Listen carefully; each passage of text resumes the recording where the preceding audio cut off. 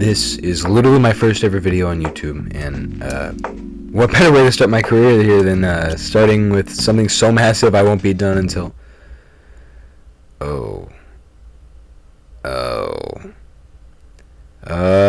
anyways, this is gonna be so long of a video that I won't even keep you that long. I don't know whether or not I'll be combining all these episodes yet when I'm done, or I'll just, you know, do the Wendigoon thing of updating one thing after another. I'm not trying to be Wendigoon, but you know, still. But this is a massive list.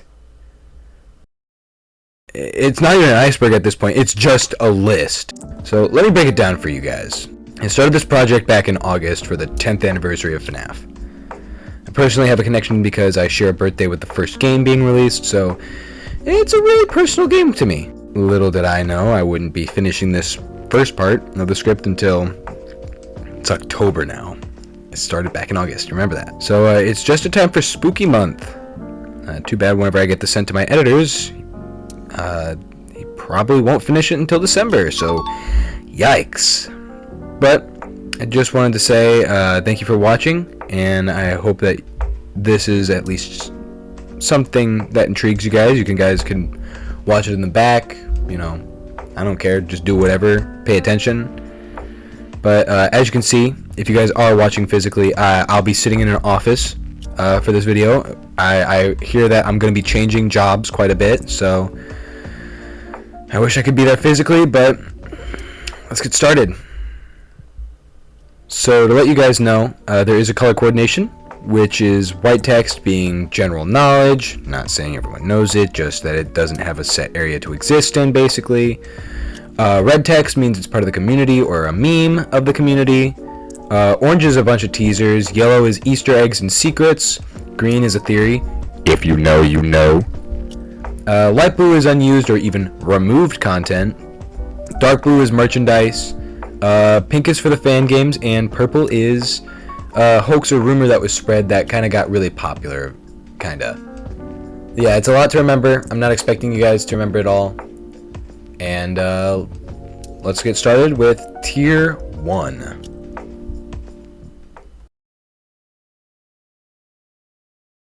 (1987) in FNAF 1 Custom Night. This is just literally going over the super easy Easter egg that you can get in the FNAF 1 Custom Night, where whenever you're doing the 420 Custom Night mode, basically you can choose 1987 for all their settings, and when you do that, it just crashes your game by triggering a jump scare. Technically, when the game originally came out, the lore had not been fully set, and the Golden Bear jump scare that originally occurs is not actually Golden Freddy, but Yellow Bear. This doesn't even make sense to the lore now, as the Bite of 87 occurs in the second FNAF game, and Bite of 83, you know, all that stuff, all the really big lore stuff. I'll have to go over that eventually, so. Freedom. Now this could be a reference to the song Freedom by Nightcove_the Fox. Or it's a reference to the theory of the same name, wherein at the end of the FNAF 2 trailer, Foxy can be seen jump scaring the camera and making a sound similar to that of just saying freedom, I guess. And not his normal jump scare sound effect. A lot of debate in this theory, and whenever I was listening to it, because, you know, research purposes, I couldn't really hear it. So, probably debunked? Maybe? I'm not sure. Mike Kill All. I honestly don't know how to feel about this one, especially being a lore master. I hate calling myself that. Ugh. Editor, cut that out. Editor, cut that out massively. Mike Kill All refers to a theory in FNAF 2. In its trailer, kids are singing London Bridge is Falling Down, but when it's reversed, it supposedly sounds like the killer is out, Mike Kill All, this is enough. This was literally debunked by Dawko over 9 years ago. I'm old as hell, dude. How has this channel been around for 9 years? But you know it's bad when the game that came out over however long FNAF 2 has been out. I'm not going to do the math immediately because it's kind of dumb. But you know it's bad whenever that can quite literally be translated to just stupid, I don't know, just editorial guy who can fix it immediately. So dumb, but I'm not gonna yell at people because again, the lore had not been fully set as it is now. Was that the bite of 87?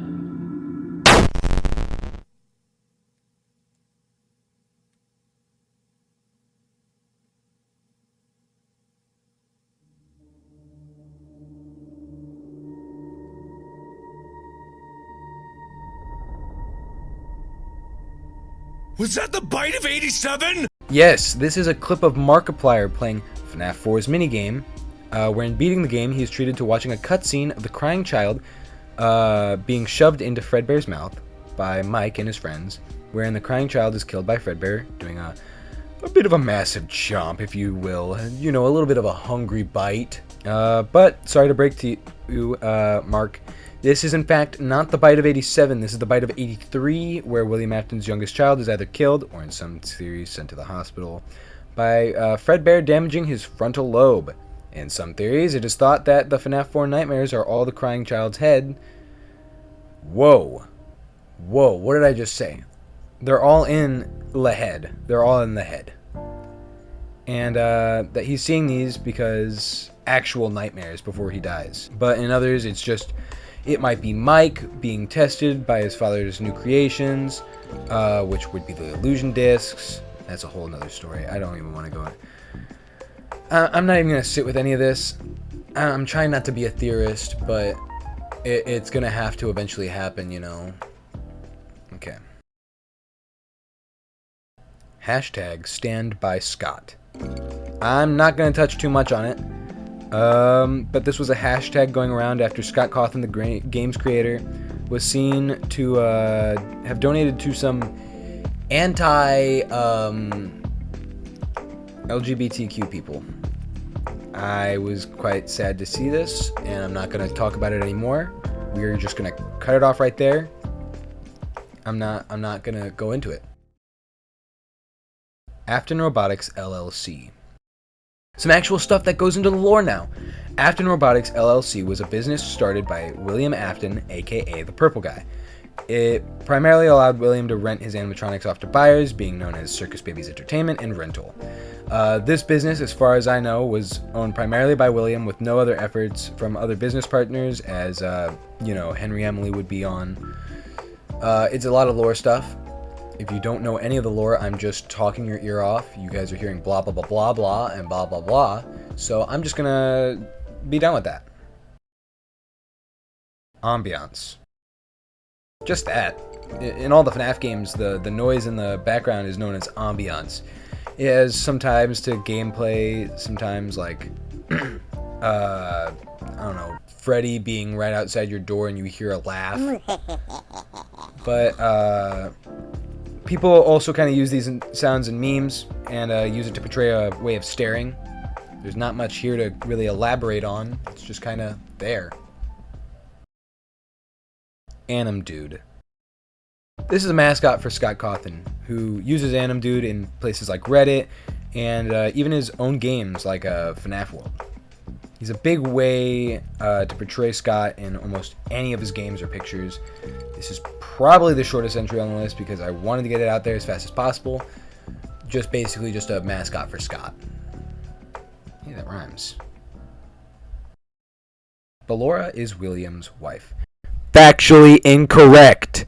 People always say, well, where is she in the games? She must be dead if that's the case. But like, why would he have any reason to do that? Why would William just kill his own wife? I think some of this stuff is mainly on here for theories. It could be this could be an interesting one too, but like, it's not. I don't want to give it much attention because it also kind of goes towards the side of the fandom I'm not too proud of. We'll touch on the freaky side of the fandom soon, I swear. The bite of 87 versus the bite of 83.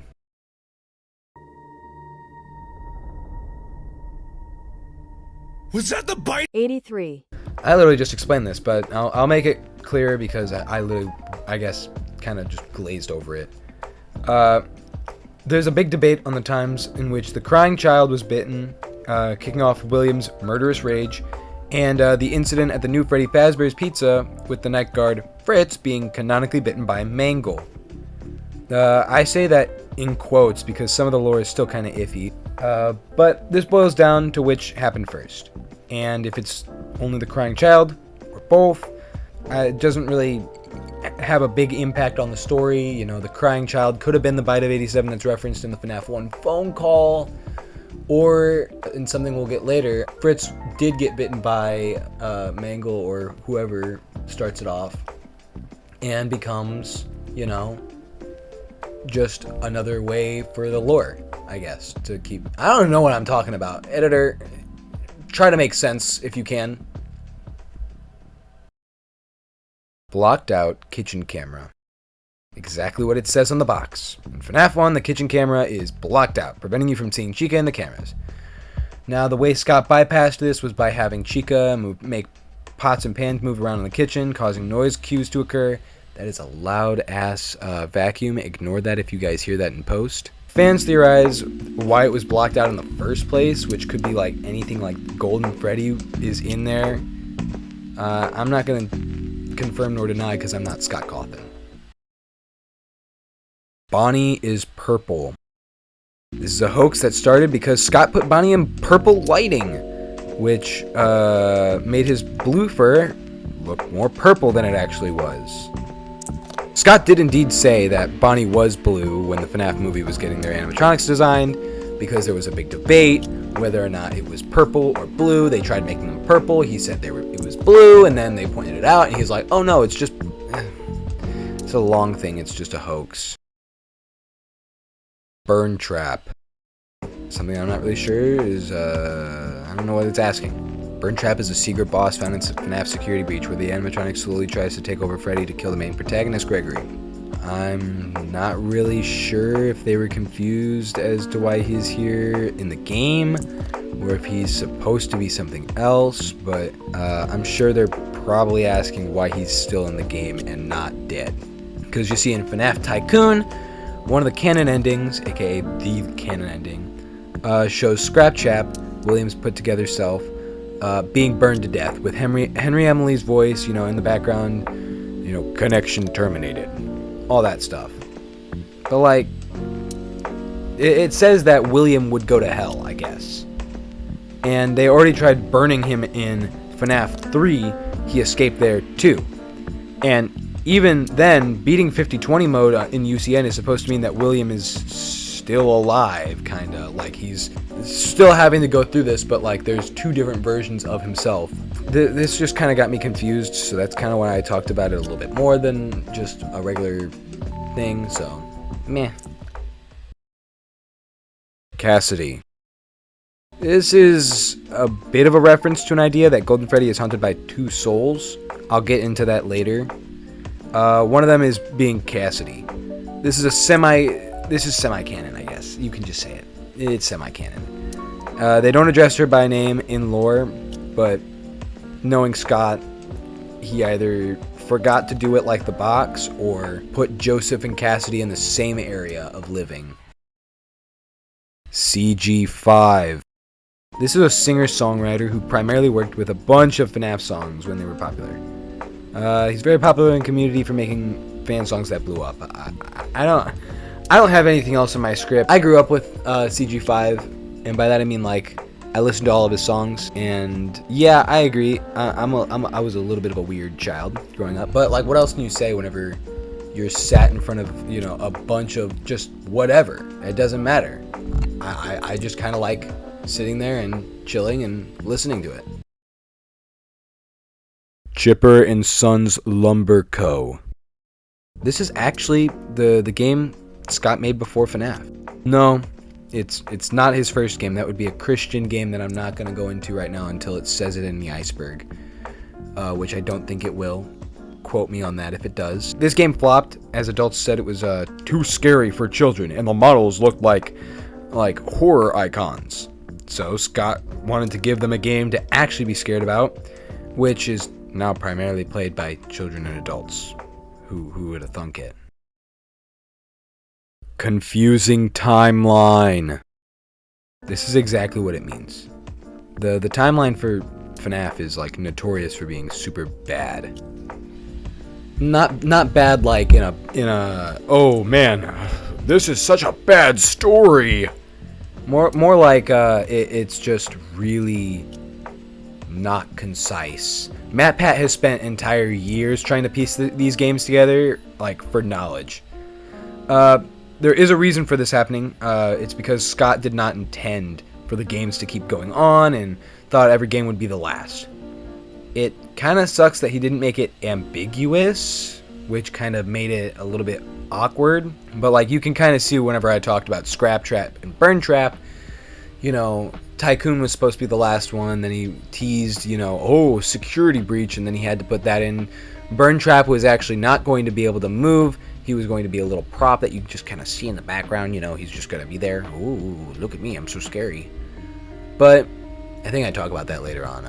I'm writing the script right now for part 2. So we'll see. We'll see if I talk about it. Console and mobile ports. Again, this is literally exactly as it means. FNAF has console and mobile ports for almost every single game in the series except for one. I'm not going to get into that right now. But as of right now, I can say that FNAF has had ports that are good, are bad, but are they still playable in FNAF? Yeah, they are. They are just. I just say play the PC games because they're better. DA Games. This is a singer-songwriter again for FNAF and a ton of other games like CG5.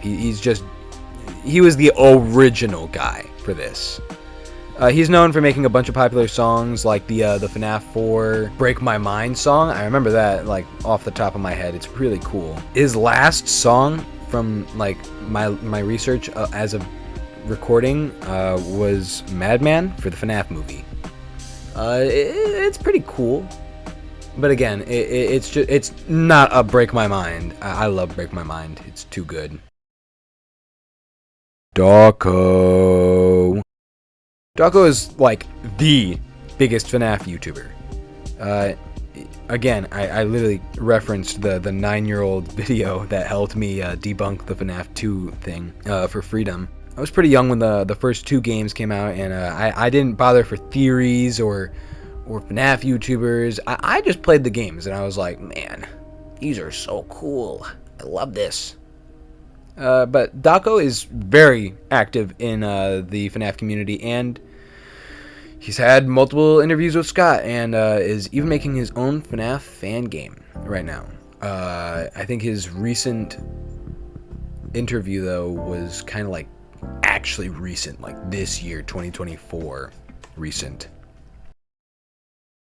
Each game has 7 nights. Yeah, it's true. FNAF, also known as Five Nights at Freddy's, has 7 nights. It's because of the hard mode 6 night and the custom night. These are only 7 nights, no more. The game, this does not occur in his FNAF world, and that's literally because it's an adventure game. Like, there's no night-to-night gameplay with it. It is just linear top-down. I do agree that it was a bit weird first playing FNAF 1 and here, you know, going, man, I beat the 5th night. I'm so cool. I don't have any more to talk about. And then I got hit with 6 night hard mode, 420 mode. I'm gonna say it now. I probably cried whenever I saw that. So, the endoskeleton clipping. These names kind of explain themselves. FNAF 1's trailer is really fun, but in the scenes where like Freddy can be seen, it's very obvious that Freddy's endoskeleton clips through his hands. It's not a bad animation. It's just like a little bit of an oversight, seeing as how like it's just weird that he's just kind of you're watching it and then boom, and everything takes place in a dream or a coma. Yeah, this is just a theory stating that FNAF 4 takes place in a dream or coma. This could be true, as I just explained with the hospital thing of, Bite of 83, with the dream/coma. But it also kind of takes the joy out of the creation, and just kind of makes the game not as fun, knowing that all of it is just a single nightmare that a kid is having. It'd be one thing if it was like the approaching death thing that I was telling you about, like he's living it over and over again because he's just dying multiple times. But it's another if it's just like, oh no, I'm gonna die. It's a common theory for like other games and TV shows, and it's just sad. I'm not gonna talk about it more. It's just sad. Failed Kickstarter. Yeah, FNAF really didn't make it as a Kickstarter. Scott did not get the money for FNAF 1, and it's kind of surprising seeing as how all of FNAF was later like a smash hit. Again, I'm kind of rushing this. It's a long iceberg. Cut me some slack, please. I'm not gonna be here that long. Fall Guys, Dead by Daylight, and Fortnite. These are in reference to the fact that these games have been rumored, I say that in quotation marks, to collaborate with FNAF, but only Fortnite has been confirmed to this. FNAF is kind of known to hoard their characters from other games and only collabs with like indie games and Rec Room. Update, I was wrong. Fortnite is not getting Freddy Fazbear. He's going to Dead by Daylight. Holy shit, how did I get this so wrong? Dude, I'm genuinely tweaking out. Fan art. Community commonality. FNAF is well known for its fan art, and most of it's actually pretty good. We can't talk about fan art without talking about the freaky side, though. But I want this video to be seen instead of being buried by YouTube, so all I can say is it's disgusting, especially since the whole series is based around kids. We are not Diddy right now. Fan names being canonized. This is actually just a true statement, as Scott used names from the fan base like Scrap Trap, the Witter the animatronics, and even Golden Freddy. This was actually kind of nice to see that Scott made these names true to make the fans happy. There are some of the names like old for the Withered animatronics. I don't know what he was thinking. It's not cool, and Withered kind of leaves it ambiguous for being FNAF 1 or FNAF 4. I'll get into that later. Yellow Bear being Golden Freddy. Yellow Bear is kind of ominous. I like it, but it's not like tremendously scary. It's just kind of foreboding. Fan songs. I mean, yeah, this is also a commonality, like I just said with the fan art. There was a lot of songs in this community. I'm not even gonna lie, most of them are pretty good. This literally started all the way back in 2014. We got the Living Tombstones making FNAF 1, 2, 3 songs. The FNAF Five Nights at Freddy's. We got can't remember the FNAF 2 song's name off the top of my head, and I'm not going to stop recording right now because it's Audacity, and I fucking hate Audacity. And we got, the FNAF 3 song, which is Die in a Fire. They're all such cool songs, and I already talked about CG5 and DA Games, and I'm going to be talking about more. Again, this is the whole first tier. I'm speeding through because I don't have to get into the juice. The juice! I just have to go.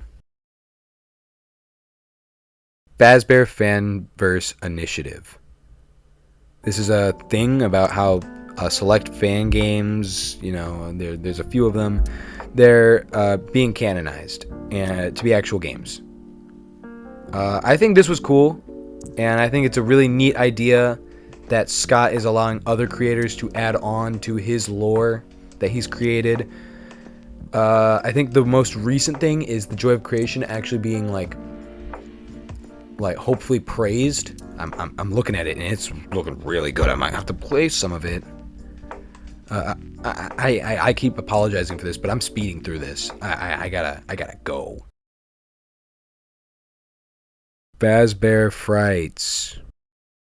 Unlike the original name, Fazbear Frights does not refer to FNAF 3, but it instead talks about the book series that Scott Cawthon had a hand in creating. It's an anthology series where the animatronics from the series kind of hurt the protags or do something cool, such as like the Circus Baby-esque one, helping a girl become beautiful by changing her piece by piece with junk, and then, using frickin' illusion discs, which I've tried to explain. It's a really torture. A bully being strung up on an actual torture device and hunting the protag. That one gets kind of graphic, but they're honestly pretty fun to read, and I think there are only a couple stories that make me bored to read. Like, there's a Chica story that it's very story rich. I like it. It's cool, but boring. I am very sorry to say that. Five Nights at Candy's. This is a fan game made by Emil Mako and is considered to be the game that really kickstarted the FNAF fan games into becoming way more polished, to like not having like Five Nights at Glorbo's, and it's just copy-paste PNGs. This game has 4 games under its belt.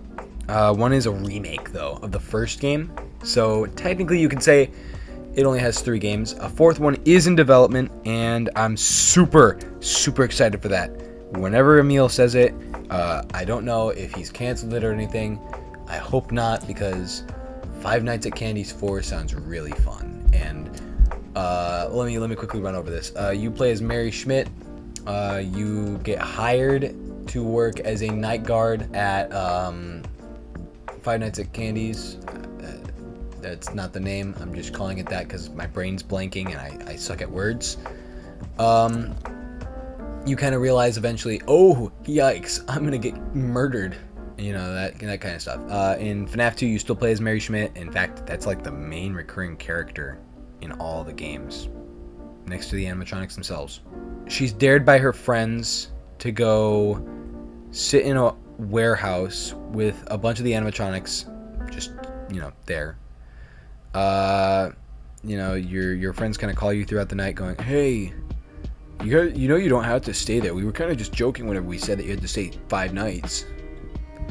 And 3, FNAF 3. There, you play as a young Mary Schmidt trying to get to bed really fast.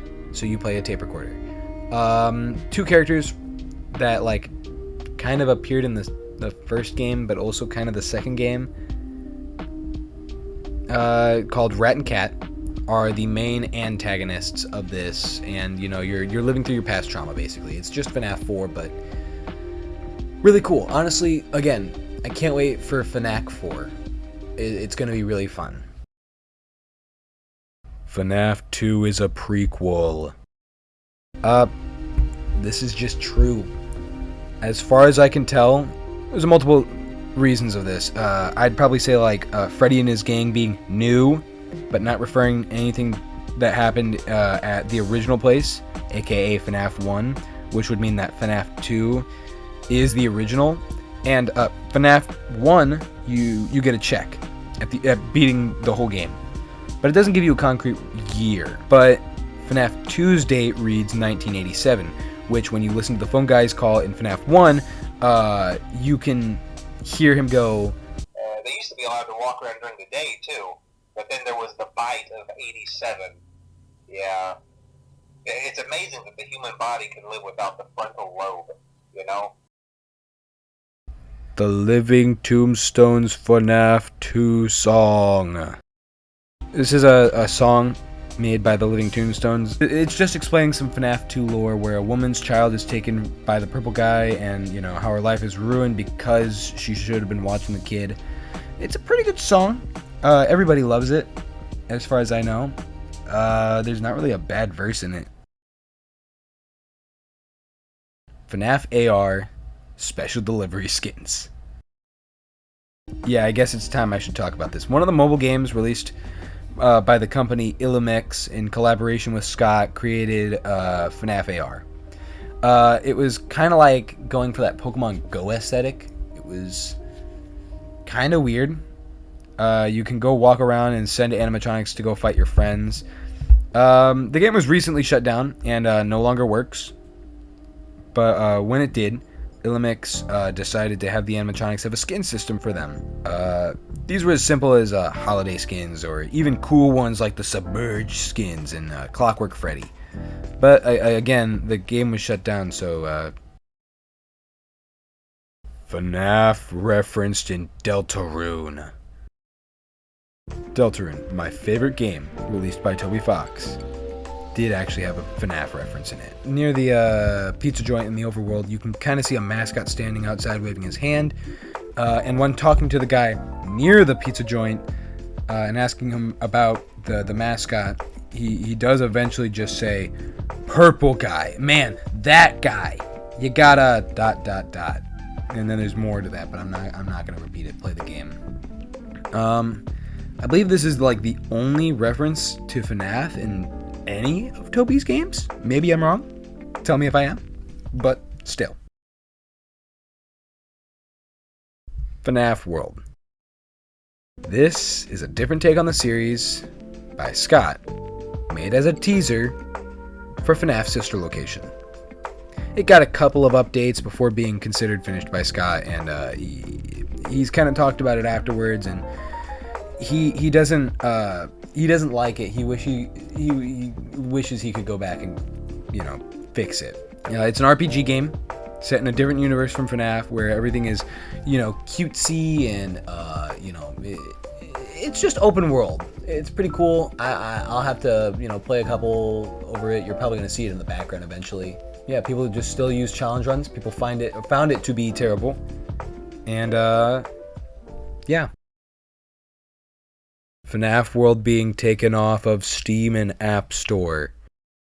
This is a blatant fact. Again, whenever you look on the App Store, it was, you know, taken off, and Steam it's taken off, and it's mainly because it was buggy and was met with a ton of backlash. So Scott removed it from those before just leaving it on Game Jolt, which is where everybody plays it now.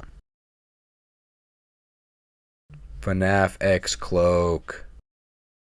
This is a collaboration with a clothing brand made by Markiplier and Jacksepticeye.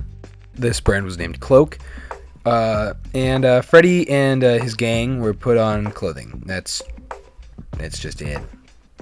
I know I keep rushing, but I'm not going to get the video out on time if I don't do that. FNAF Plus. This is a fan game that was met with a ton of positivity, although was never fully released. It was created by a YouTuber, Fandom, who's worked on another game called Pork Chop's Horror Show. It was going to be released later on after a ton of changes, but was eventually and sadly dropped before it could be changed or anything else. Honestly, I was hoping it would be released, as I thought it was a neat idea. It looks really cool, but Fandom just said he was not happy with it, and he just didn't want it. I am no longer developing Five Nights at Freddy's Plus. Any kind of association I had with FNAF, Scott Games, or anything related to the FNAF franchise has been terminated. I no longer possess any rights or power to talk about FNAF Plus, or the Fanverse initiative as a whole. Foxy is a good guy. This was a theory that, in FNAF 1, since Foxy jump scares the night guard differently than the others, it was kind of thought that Foxy was just checking in on the night guard, wherein the guard gets a heart attack because he thinks Foxy's gonna kill him. You know, that's pretty obvious, so... I mean, it makes sense when you really think about it. But, that's only a theory. A game theory! Ha! Got you there, internet! Oh, wait, I'm gonna be fucking dead. Foxy's Two Hands, FNAF's second anniversary teaser. This is in reference to the fact that in 2016, Scott released a bunch of teasers of FNAF, where one teaser was a photo of Foxy untattered and sticking his thumbs up with like two hands. Now, for all the people who don't know, the people who are just listening to this in the background and not paying attention to anything I'm saying, I'm talking to you right now. Foxy is a pirate fox. He has a hook hand. So why does he have two hands? It's really simple. Either Scott was just messing around with Foxy as he was with all the other animatronics in those teasers, or stepping into lore stuff now. We can go as far back as to tie it with just Fredbear and Friends, where it eventually had to become a thing, and all the animatronics were made. Freddy, Bonnie, Chica, Foxy was, and they played with Spring Bonnie and Fredbear. Now, this eventually switched to Freddy and Friends for reasons of the Bite of 83, where Spring Bonnie and Fredbear needed to go away, and then Fazbear Entertainment acquired them. We can confirm that this could have occurred because otherwise Freddy Fazbear would not have existed in FNAF 4, the first game in the canon. In Fredbear and Friends, Foxy had yet to be canonized as the villain, in quotes, pirate who stole things from the gang, but in Freddy and Friends, he was then forced by Fredbear Entertainment to be the guy who causes mischief all over. Fredbear and UCN. I wasn't really sure if this was real or not, but I mean, you can see it's yellow text, which does mean it's in the game. It's not a hoax. So after some research, you can actually get Fredbear in UCN. After playing for so long, I haven't encountered him, but I do think it's a rather neat iceberg. Apparently, you get it from Golden Freddy, which makes sense, honestly. Again, flying by really quick. Freddy and Friends on Tour. This is a series produced by Steel Wool Studios for promotional purposes of Security Breach. It's kind of in the style of an analog horror, which, it's outmatched by a ton of other stuff by the community I'm going to get into soon. But it's still pretty good. It's nice. It consists of 5 episodes and is literally just promos for Freddy Fazbear. And, all of Security Breach. Speaking of, let's talk about Freddy Fazbear's declining relevance. This is indeed general information. The main focus of the original games were Freddy and his gang of pals. Chica, Bonnie, Foxy, maybe a bit of Golden Freddy. Yep, kind of after FNAF 2, things started changing. You added more characters, you changed a couple names. Even during the first 2 games, Freddy plays a minor role, only appearing near the end of the games other than FNAF 2. FNAF 2 again kind of changed it, but it's only a small role. Even looking at UCN, there are only 4-ish Freddys compared to Bonnie, Chica, and Foxy. Freddy is doomed to just kind of fade into irrelevance eventually. Yeah, he might be in Security Breach as a main character, but also, counterpoint, Ruin. William Afton has made more of an appearance than Freddy, and that's saying something because he started his appearance back in FNAF 3. He made his appearance back in FNAF 3, guys. He was named in FNAF 6. Not 6, 5. With all due respect, those aren't the design choices we were curious about, Mr. Afton. Freddy Fazbear's Pizza Delivery Service. This is a real-world concept that was being run by virtual delivery services where they were actually going to be delivering pizza to people from Freddy's. More of just like an actual pizza delivery service that was being labeled as Freddy Fazbear's Pizza, but it's cool. So, what's going to happen? Well, it was canceled. The Twitter's up still, and mostly responds to FNAF fans and FNAF YouTubers, but their last couple of posts were like June 20th, 2022. Freddy is a girl. No. I know why this theory was created, and it's just wrong. This theory was made because in FNAF 1, Freddy hides in the bathroom and is standing in the girl's bathroom peeking out. But let's take this into consideration. If you're a ghost wandering around as an animatronic, why the hell are you going to care about like what gender bathroom you go into? You're not you've been dead for a couple of years. We'll say that. You walk into a hallway with a bunch of bathrooms. You know you're gonna go kill the guy who's most likely killed you, and you're just going to hide in a bathroom to make it scary. You are not going to choose which bathroom it is. And this goes into the kind of, how all of them died. Oh, Freddy was a girl trying to cower and hide. You can see it. It's not. Could I actually be wrong and Freddy is a girl and walks into the girl's bathroom because of that? Yeah. But unless Scott himself comes out and says Freddy is not a guy and it's not on April Fool's, I'm not going to believe this theory ever. Friday Night Funkin' Mods. Hitting all the buzzwords today. Friday Night Funkin' is a rhythm game with a dedicated community that spawned a shit ton of mods. This has inevitably led to FNAF mods that are either really well developed or they look so shitty I don't even want to bother looking at them. I mean, what else am I even supposed to say?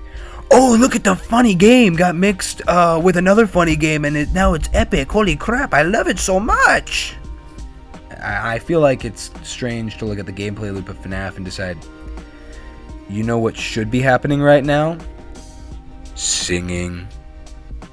I mean, some might have interesting ideas, like there's an FNF mod that has you sit down and sing, but then occasionally stop when an animatronic comes in. That's kind of cool. Funko leaks. Funko is a company that was made all the way back in 1998, and in the FNAF community, it is notorious for being massive spoil sports. They originally caused the controversy of the FNAF security breach models. It's only gotten worse from there, eventually leading to their license of actually producing FNAF merchandise being revoked. They make really good Funko Pops, but their stuff for FNAF is just meh. So I'm not that mad.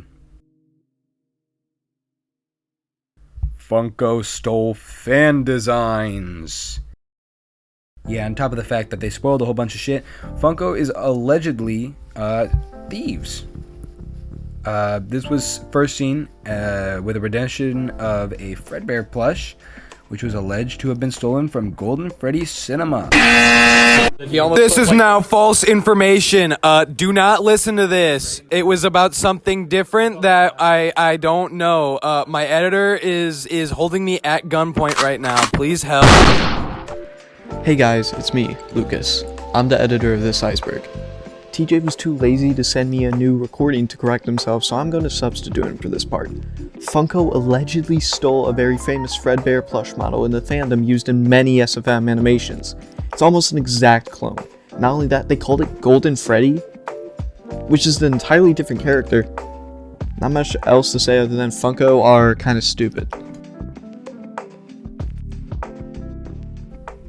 Game over. Circus baby. This is a quick one. I'm gonna literally fly right through this. There was an unused screen of Circus Baby that was going to most likely be used as a game over screen for if you died. That's literally all it was. I have nothing else in my script. Yeah, it's not a lot. Glamrock Freddy talks about Among Us. I love this one. And if my editor does not put the original video on screen after I'm done talking with him, I'm gonna have them both sit down and play Graveyard Shift at Freddy's with me.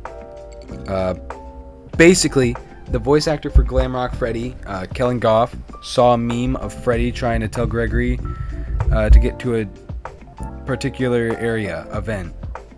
And, you know, it was a whole copy pasta originally. And then Kellen Goff himself decided to post himself speaking exactly what was on that meme. Honestly, it's pretty funny, and again, I'm gonna get super mad if my editor doesn't do the video on there, so insert it now. Gregory, do you see that small vent on the floor? Have you ever heard of Among Us, Gregory? You need to vent. I know it will be hard for you to be sus, but I know you can do it, Gregory. I will just say we were both in security watching the cameras. It is partly true. Lamau GGS easy. Golden Freddy is Fredbear. This theory actually has some credibility to it. Yeah, their models look completely different. I mean, look at him. Look at them. They're not even the same. But if we really go off of lore, Spring Bonnie actually did have a whole Springlock suit dedicated to him, which William wore. So wouldn't it make sense if William's business partner Henry wore this Fredbear Springlock suit? And that would allow the crying child, who I'm going to call Joseph from now on for reasons that I'll explain near the end of this first tier. Joseph would basically not be able to move, because the way a Springlock suit works is that the inside endoskeleton gets compressed down so much that it's just a suit. So honestly, for Henry's sake, it could have just literally been taken all the way out. So this is the only theory so far that I've genuinely not had to go, ugh. Golden Freddy is in the kitchen camera. This is a theory I've already slightly explained, so refer back to the kitchen camera being blocked off. It's pretty basic. I'm just going to shorten this as best as I can. It's just Golden Freddy's in there. He might be in there, maybe. It's just, ooh, maybe. I'm practically speedrunning this shit. Some of this information is really easy and simple. Golden Freddy poster. This is a secret in FNAF 1 where occasionally you might see the hallway to your left have a poster that switches from, normal party time, let's eat, let's all do this, to a Golden Freddy poster saying it's me. The odds of this are 1 out of 32,768, which was originally planned on being a 1 out of 100,000% chance.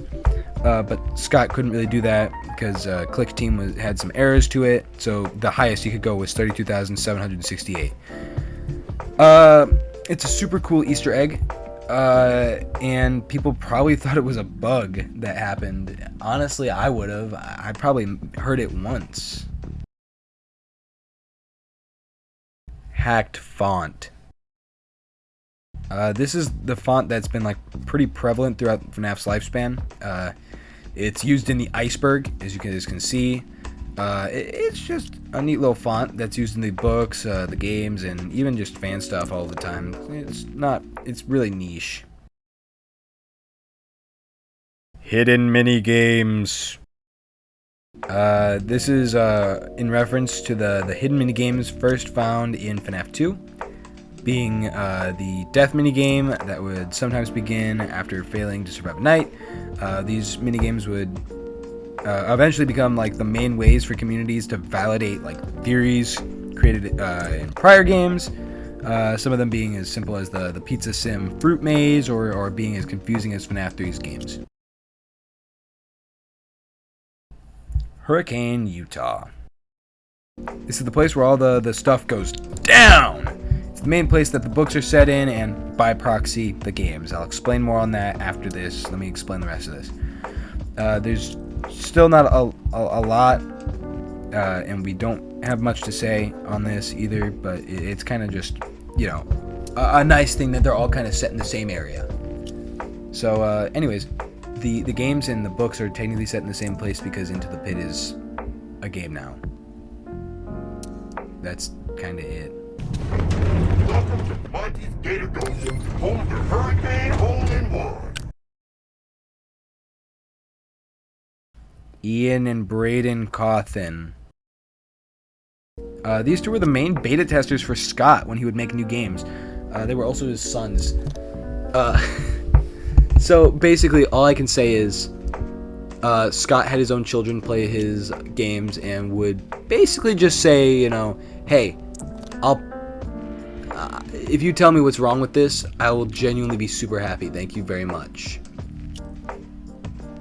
Yeah, again, there's not much to say. I hate that sometimes I just have to fly by stuff, so. It's me. I wonder what this is in reference to. Oh, yeah. That was corny. The text that literally only appears when Golden Freddy is near. You know, it's a hallucination thing. It has some lore prevalence. It's just all the way back in FNAF 1. Bonnie and Freddy would appear on your screen flashing, sometimes with eyes and sometimes with not. And it was just them staring at you, basically, saying it's me. It's an Easter egg.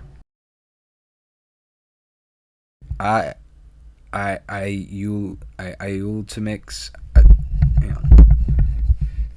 How to pronounce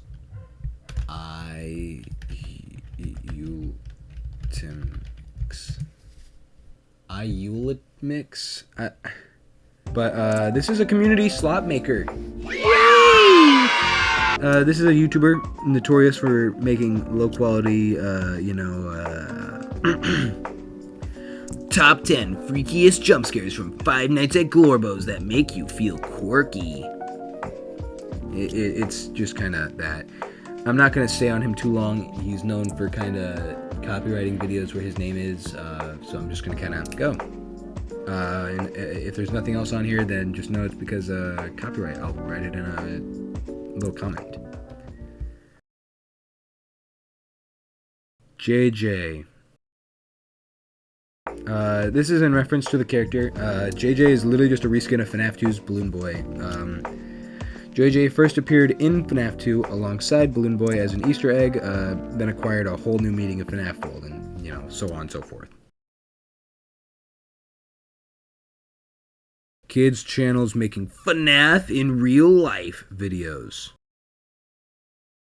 I'm not gonna dwell on this because I'll lose my cells, my brain cells specifically. But remember that oh my god, is that Freddy Fazbear in my backyard? What's he doing talking to my girlfriend? Holy smokes. 2, 1. Oh my god. Freddy? Freddy Fazbear? Yeah, this was a thing that started that not a lot of people can remember anymore, but it was practically brain rot videos like what we have now. I think the only example I can say of this not being brain rot is MatPat making a whole video that was like really cool. I liked it, and you should honestly check it out. It's really nice. Kira Breed Risley. This is an author who helps write the FNAF books alongside Scott Cawthon. Honestly, a pretty good person as far as I can tell. Again, I can't tell if the names on the list are supposed to be, you know, talking about drama or just, you know, them being here in the lore, but for right now, all I can say is that Kira helps write the books, and she writes them pretty well. Good job. Lady Fizzy. This is, we're jumping from a really good person to a disgusting one. It's just honestly kind of scary that Scott has let people like her into his life. She used to draw art for Scott Cawthon for her books, but has allegedly, I'm just saying allegedly because I'm not sure, but I'm not going to agree because it's pretty bad. She's allegedly been the center of some hate against trans people, has written fan fictions of kids being not treated right in the hands of an adult, and even some assault in the sexual way. She has groomed people, and she's glorified some German political parties that should still not exist. Scott has since fired her, and honestly, I just felt disgusted reading this. It was not fun. Lol bit. This is an animatronic character first debuting in FNAF World. appearing as an orange and white foxy head. And in sister location. Would appear on a screen that you would have to type LOL into your keyboard to get rid of. And if you didn't, she would take over your screen fully and would most likely disrupt the playing of your night. She was in the custom night of sister location. There's not really much to say here. She's been in secret character in some of the games and is about to star in the upcoming game from Click Team, 5 Laps at Freddy's. Speaking of, let's see, where's 5 Laps at Freddy's right now? Is it done? 5 Laps at Freddy's. No, not Fallout 76. That's $10. Malhair versus Glitch Trap. I'm just gonna go fly through this. This is a naming thing that the FNAF community can be split on. It's basically asking whether or not the bunny in FNAF Help Wanted should be named Malhair or Glitch Trap. Honestly, I think it should be Malhair. And I say that only because it could literally be interpreted as like malicious hair, or just a virus that takes the form of a rabbit. Glitch Trap implies that someone is implied in the virus, or Glitch Trap implies that someone is trapped inside the virus, and that's not like a major mainstay in the lore right now. It's just kind of there. We're hoping. So, yeah. Mangle is a boy / girl / both? Simple. Scott has confirmed in an Steam comment. where when he was asked the gender of Mangle, he just said, "Yep." That's it. It's a general debate, I guess, but like he made up his mind. He did say that it was a both, so it's official. Marionette versus puppet.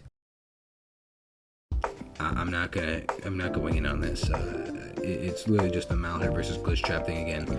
People use the marionette. I'll interchange them depending on what I'm talking about specifically, like security puppet. That's a puppet. The marionette from FNAF 2, that's FNAF 2 marionette. I'm not going to say, oh, the puppet is the only thing that you can call it. It's not the marionette. That's kind of stupid, because the puppet implies that it's like for something bigger, and I agree with that because the FNAF lore does imply that it is a mass. She has a massive purpose for this, but I'm not even gonna go into this, dog. It's just too much, and it's just marionette, probably, most likely, unless Scott says something. He has probably said that it's the puppet. I don't know. Just listen to whatever you guys think is true. I'm not gonna yell at you. Hello, everybody. My name is Markiplier, and welcome to Five Nights at Freddy's. The guy who started the trend of FNAF tubers and has been labeled the king of FNAF. He's a pretty good guy and has made some pretty good shows recently. And overall, I love him. He's the reason I really got into FNAF. And I don't mean to be sentimental, but like this has genuinely been the best community as like a young person for me. Like, were there things I should not have seen? And like, is the FNAF community kind of toxic sometimes? Yeah. But like, 90% of the time, it's really fun, and I wanted to thank anybody that like is listening to this video and also grew up with it, because you guys know. No more sad stuff. Back to it. McFarlane figures. These were a set of brand Lego figures for FNAF. I used to own some of these as a kid, but they're probably gone now. They were something, alright. They looked weird. Mr. Hippo's Stories. These were a set of stories made by a character in lore named Mr. Hippo, a giant animatronic hippo. Now, I did say I didn't want to pad out the runtime of the video because I needed to hurry this up, but I do want to explain. His stories are kind of like a message from Scott, saying different things like, you know, oh, you don't have to look that much into the lore, you know. It can just be like a simple story that someone wants to tell, I guess, is what he's really trying to say. I can't tell if this was like a jab at MatPat, but you know, since there's like a big beef between them, but you know, I'm gonna read one. It's the first one that like everybody will probably hear. My friend, you have met a terrible, terrible demise. But you know, I don't feel too bad about it. After all, if it weren't for me, it would have been from someone else, you know? I guess what I'm trying to say is life goes on. Well, not for everyone else, not life goes on, not for you. You're dead. But that's neither here nor there. It reminds me of one summer day in the park.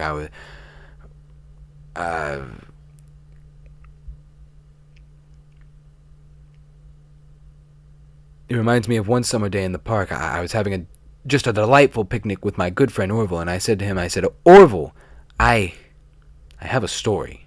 And he said to me, what's the significance of the story? And I said to him, Orville, not every story has to have significance, you know? Sometimes a story is just a story. You try to read into every little thing and find meaning in everything anyone says, and you'll just drive yourself crazy. I had a friend do it once. Wasn't pretty. We talked about it for years, and then not only that, but you'll likely end up believing something you shouldn't believe, thinking something you shouldn't think, or assuming something you shouldn't assume, you know? Sometimes, I said, a story is just a story. So just be quiet for 1 second of your life and eat your sandwich, okay? Of course, it was only then I'd realized I'd made sandwiches and poor Orville was having such difficulty eating it. Elephants have those clumsy hands, you know. Actually, I suppose that's the problem. They don't have hands at all, do they? They're all feet. I couldn't imagine someone asking me to eat a sandwich with my feet. Now, if I call correctly, there was a bakery nearby. I said to him, Orville, let me go get you some rye bread. Now, I'm sure if elephants enjoy rye... Now, I'm unsure if elephants enjoy rye bread, but I assure you that Orville does. This was on a Tuesday, which was good because rye bread was always made fresh on Tuesday. They made sourdough bread on Monday and threw it out on Wednesday, or rather, they sold it at a discount for people wanting to feed it to the ducks, and then probably at the end of the day, finally they threw it all out. I don't recall. I do remember a man who would bring his son to the bakery every Wednesday and then go feed the ducks. He'd buy all the sour bread. He would buy all the sourdough bread. Of course, you know, you're not supposed to feed the ducks sourdough bread at all. It swells up in their stomach and then they all die. At least that's what I've heard. You know, I never saw any ducks die myself, but I do understand a substantial...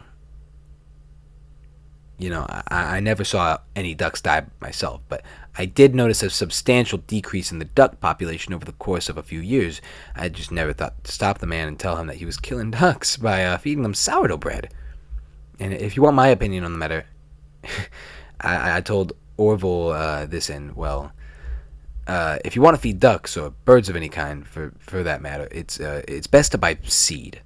I mean, when you think about it, breads of any sort don't occur in nature. They don't grow on trees or spring up from the bushes. I don't think birds know what to do with bread.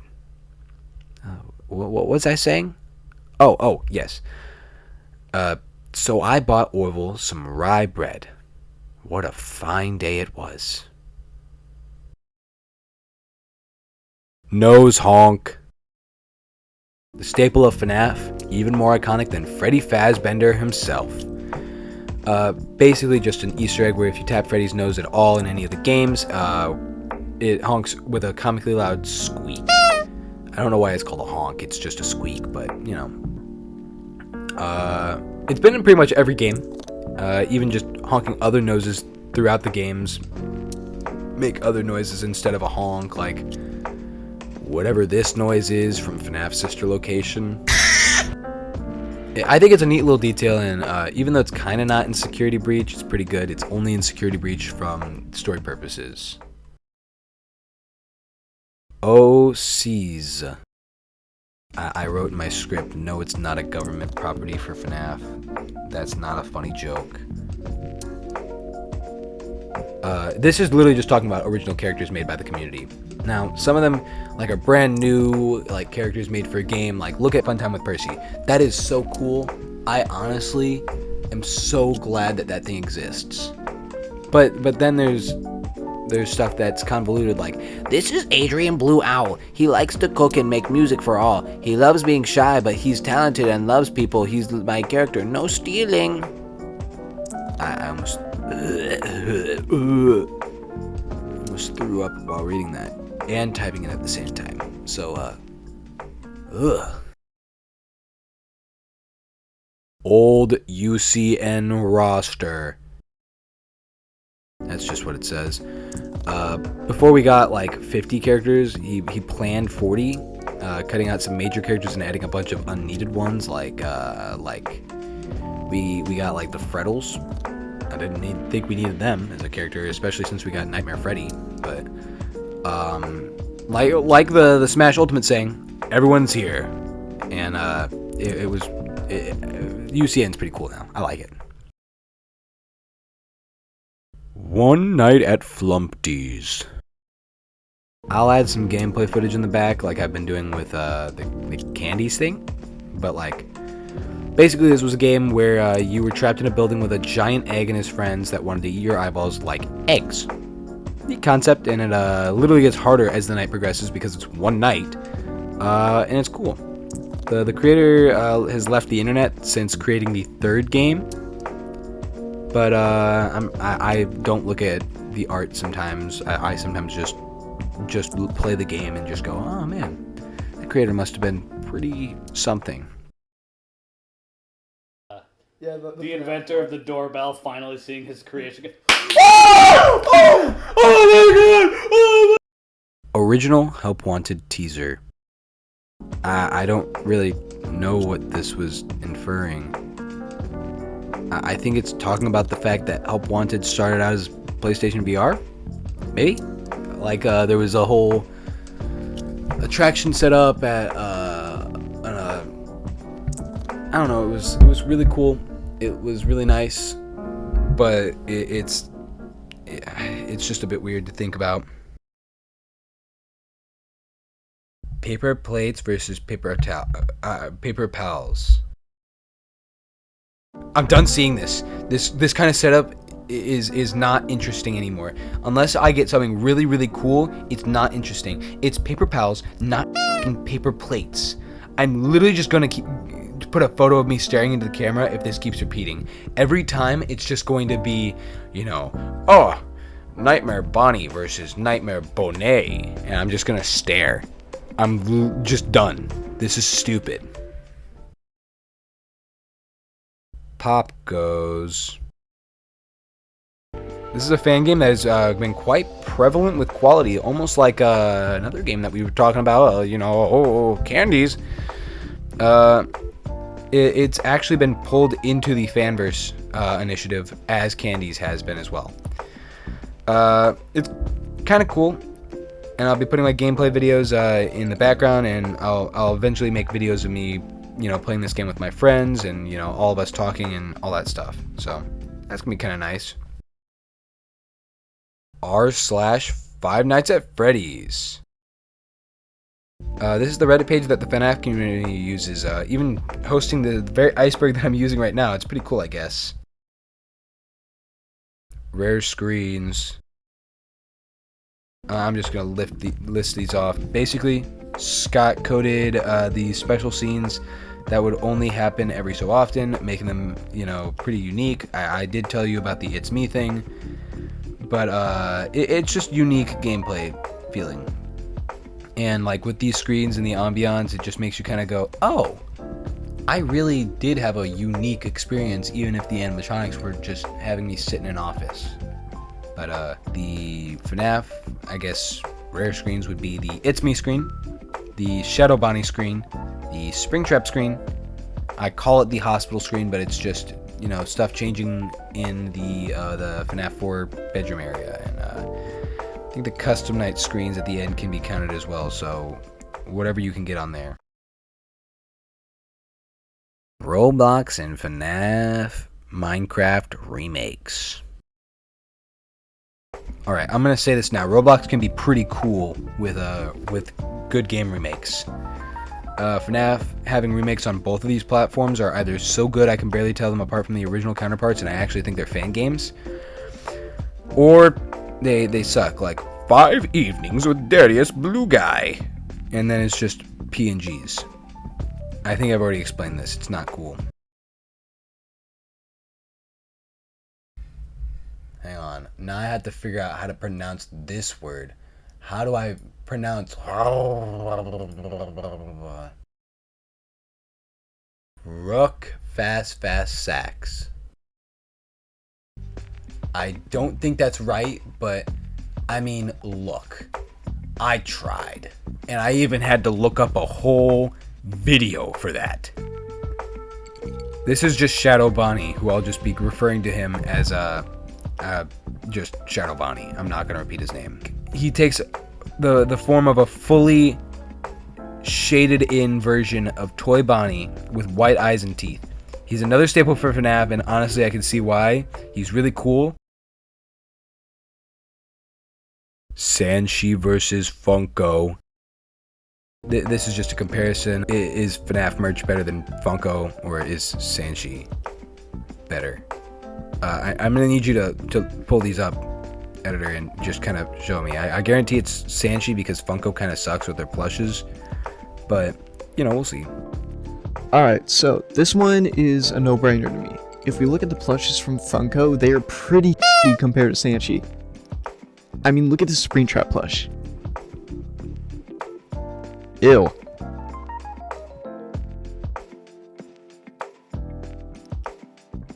Scott Cawthon. The man, the myth, the legend himself. The guy who originally made FNAF because people said Chipper & Sons Lumber Co. was too scary. And he's been pretty decent. He's had a handful of controversy, but I'm just going to skim by that soon, so I'm not even going to try to dwell on it. Scott Cawthon donating to live streams. Peaceful donations to lower streamers that need the money. That's pretty nice, and honestly, props if he actually did that. Security Breach Ruin DLC. This is a DLC that practically added a whole new part to Security Breach. Honestly, it adds quite a bit of gameplay, and it's pretty nice, especially for just a DLC. Security Breach delays. Speaking of Security Breach, the delays were crazy. The game had originally been set to release on 2019, only to release in 2021. There was a lot of controversy on this thing, and honestly, I can't see why Scott just made a joke game for this eventually. Like, oh, the fans are gonna kill me. It was a beat 'em up game, so it wasn't really cool, but still. SecurityBreachTV.com. Just refer to Freddy and Friends. It's just a site to see Freddy and Friends on the road. Shadow Freddy. See, a character that also appeared in FNAF 2 like Shadow Bonnie. He's a shadow version of Freddy that just sits there. FNAF 3 shows him luring the animatronics for William Afton to kill, only for William to die after. Not much is known about this character as far as I know. I couldn't really find anything else, and I don't know if I'm looking in the wrong spaces, but, you know. Shared voice actors for different characters. This is a fact that can be seen with someone like Kellen Goff voicing Funtime Freddy and Glamrock Freddy. It's probably a budget thing, but it's still pretty cool to see that, you know, Some of my favorite voice actors like are still voicing people on their thing. Even Kellen Goff voicing my favorite German bear. Showtime song and renders. I had to sit down and look this one up because I didn't understand this off the top of my head. Turns out the Showtime song was a scrapped song in FNAF Help Wanted. I'm stuttering a lot in this video, and honestly it's because I'm reading off of a script. I don't know if I should keep doing that, but it should be okay, I guess. But anyways, the renders, like, it's just on there because it was scrapped and it was going to involve all the characters, and it was kind of rigged, but it wasn't really used. It's still pretty cool to see it, though. Sparky the dog. I remember this. I know I said I didn't go into, like, you know, theories or, you know, fake characters, but, like, holy crap, do I remember this character. This was a dog that appeared in the parts and service door area of the FNAF movie. He's a pretty small character, and I think this was like the first hoax character for FNAF. And honestly, that was pretty cool. I genuinely was just super interested in seeing all this. Squimpus McGrimpus VHS tapes. This is a set in the Analog Horror series, part of the FNAF community, where people use some of the lore from FNAF and change it to be even more scary. Squimpus McGrimpus's tapes are honestly both scary and visually cool, even in a market as saturated as Analog Horror sets. I'll leave a link in the description, and I recommend you watch all the tapes. They're pretty cool.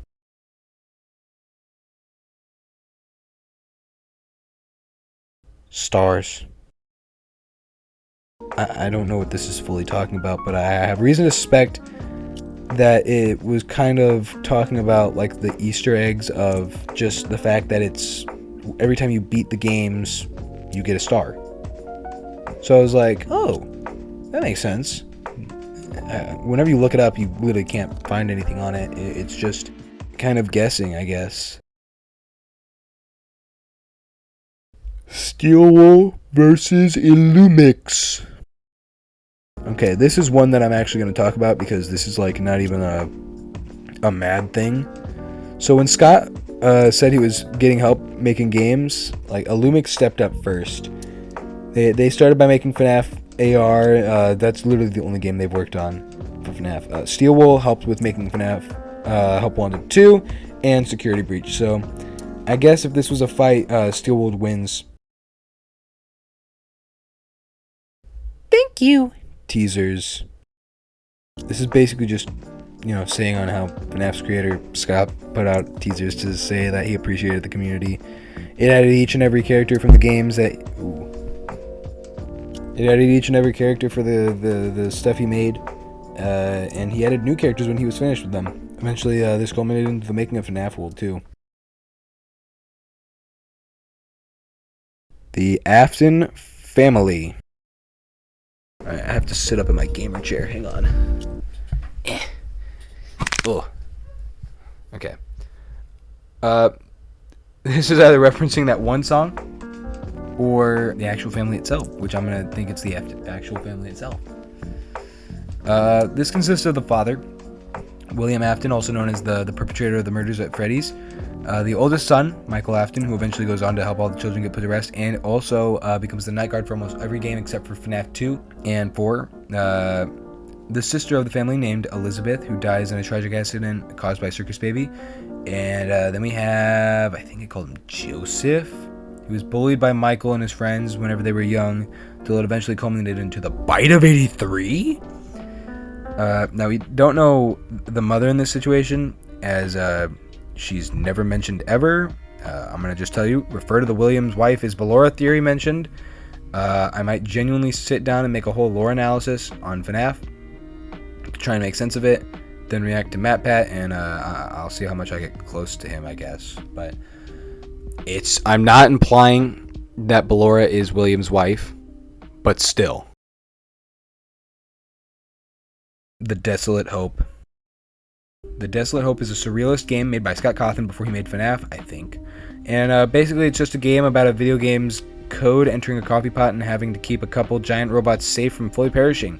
It's a pretty weird gameplay loop, but funny, and when you get a hang of it, it's pretty fun. It has the weird Scott Cawthon controls though, so, you know. The FNAF movie.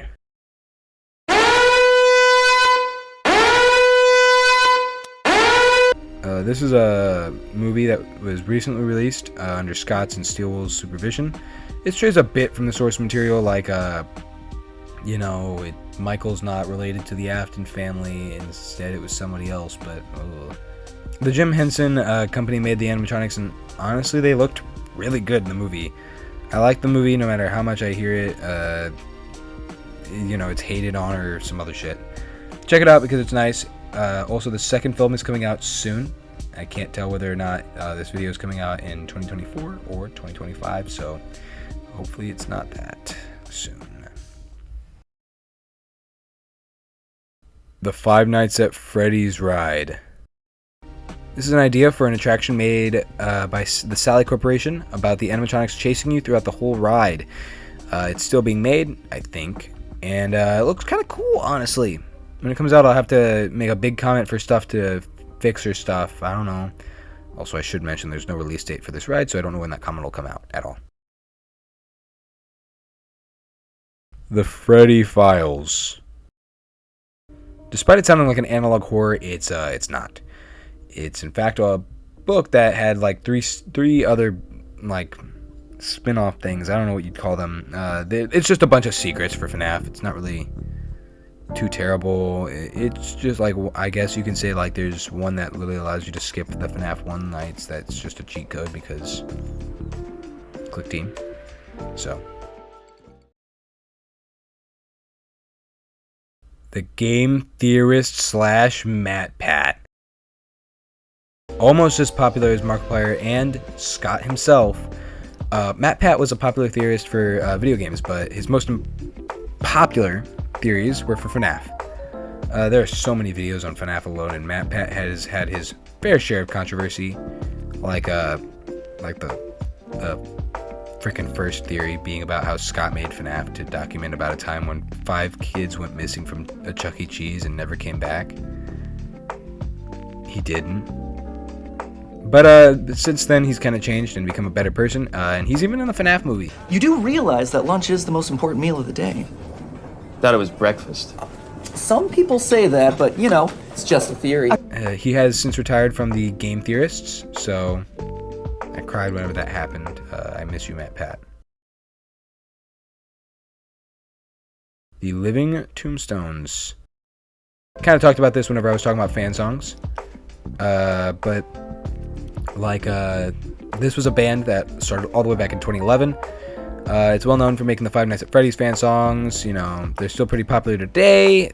Their first song to like full on like spark the Five Nights at Freddy's thing is in the movie too. There's a lot of movie stuff.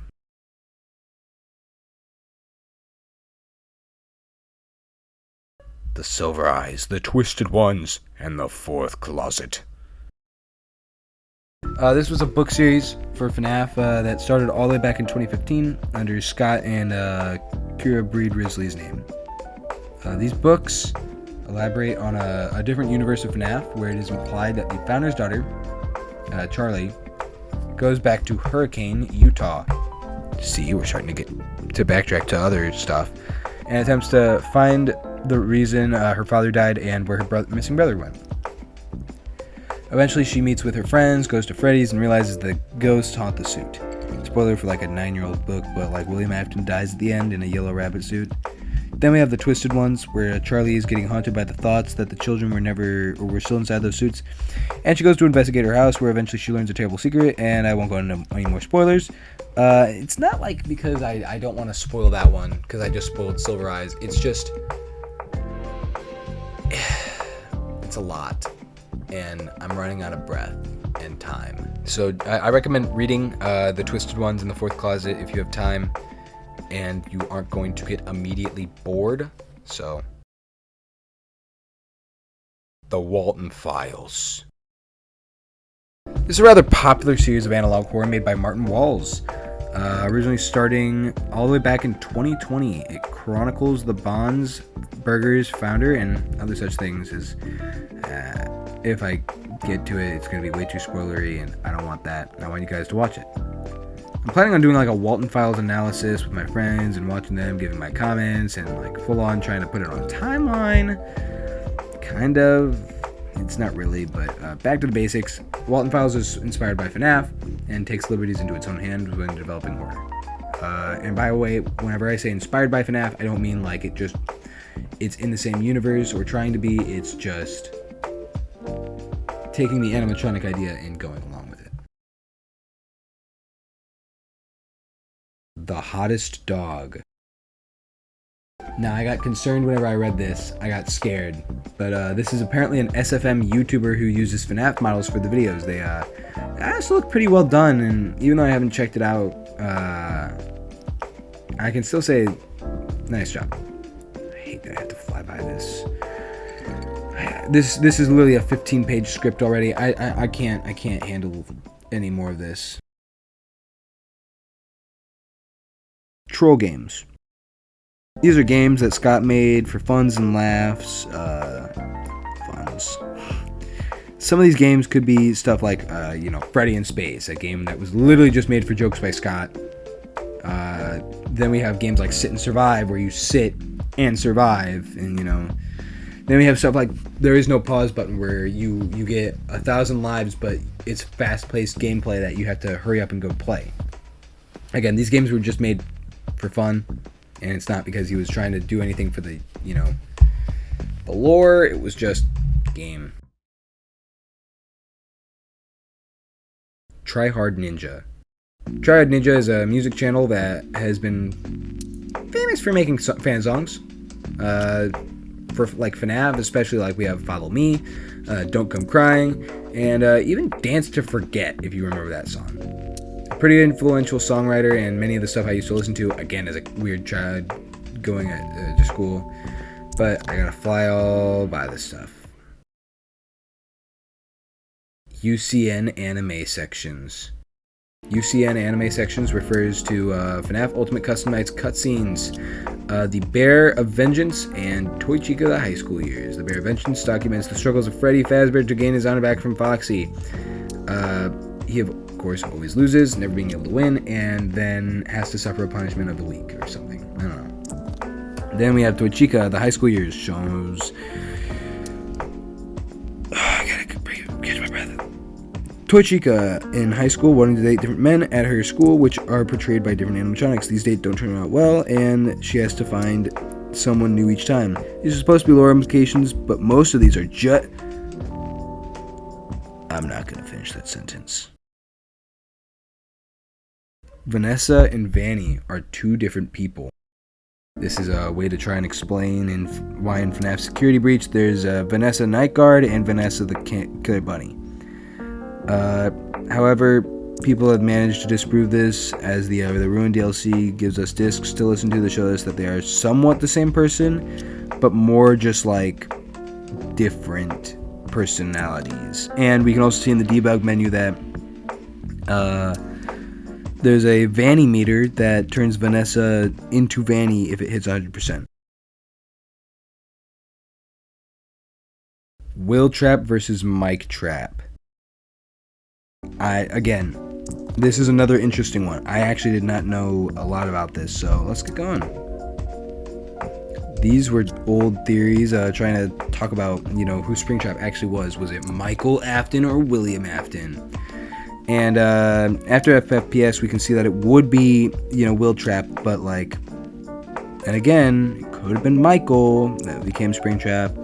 But we got it fully confirmed by Scott in his game that William actually just had become Springtrap, not his son.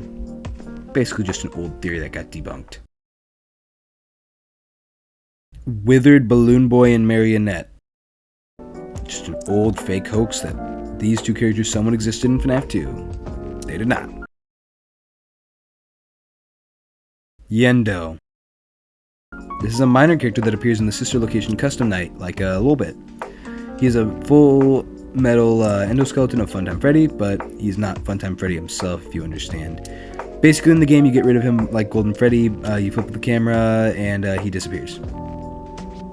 He has a pretty minor character, but it implies that Funtime Freddy has more clones. My favorite German bear. I keep making that joke, it's not funny anymore. You can't. This happens in FNAF 2 in the Save Them death minigame. Sometimes in this minigame, a purple man will appear, and when you touch him, the words "you can't" flash on the screen. I can't tell if this is saying that, like, for obvious lore reasons, Fritz can't save the dead children because, you know, they're dead, you know, ooh. But it could also just be saying because you died, you can't save them anymore. I think it's really cool when you sit down and think about it, but, like, you know, a lot of other people aren't going to.